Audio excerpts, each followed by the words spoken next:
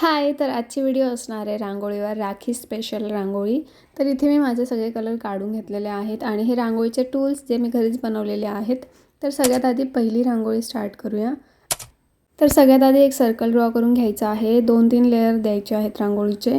त्यानंतर एक झाकण घेतलेलं आहे मी इथे आणि त्याला पुश करत आहे आणि प्रेस करून पुश करायचं आहे. वरच्यावर केलं तर ते नीट अँड क्लीन नाही येणार. त्यानंतर मी मध्ये ब्ल्यू कलर फिल करत आहे. मध्ये पूर्ण फिल केल्यानंतर कॉर्नर्स मी हाताने फिल केले, कारण ते फिलरने फिल केले असते तर ते रांगोळीवर गेले असते व्हाईट कलरच्या. त्यानंतर मी इथे एक झाकणाने डिझाईन क्रिएट केलेली आहे आणि त्यामध्ये येलो कलर फिल केलेला आहे. त्यानंतर साईडला आपल्याला थोडेसे डॉट्स द्यायचे आहेत आणि त्या डॉट्सला फिंगरने प्रेस करायचं आहे आणि त्याच्यातच रेड कलर फिल करून घ्यायचा आहे.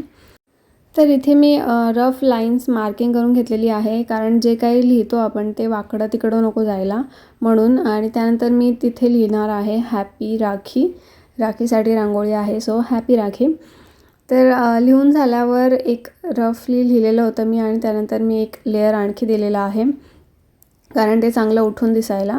त्यानंतर थोडीशी जागा जिथे मी ठेवली होती तिथे ड्रॉ करणार आहे मी एक राखी. तर सेम प्रोसेस डॉट डॉट देऊन पेनाने डिझाईन क्रिएट केली. मध्ये डॉट्स दिलेले आहेत रेड आणि फिंगरने प्रेस करून व्हाईट रांगोळी टाकली.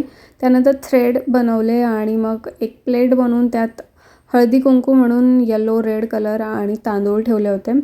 नेक्स्ट मला साईडला थोडा गॅप वाटत होता, तर तिथे मी 3 डॉट्स देऊन पेनाने डिझाईन क्रिएट केली. तर ही रांगोळी कंप्लीट झालेली आहे आणि खूप इझी आहे. खूप सोप्या पद्धतीने चांगली डिझाईन क्रिएट झालेली आहे आणि मेन पार्ट म्हणजे क्विकली बनून जाते. टाईम जास्त जात नाही या रांगोळीला.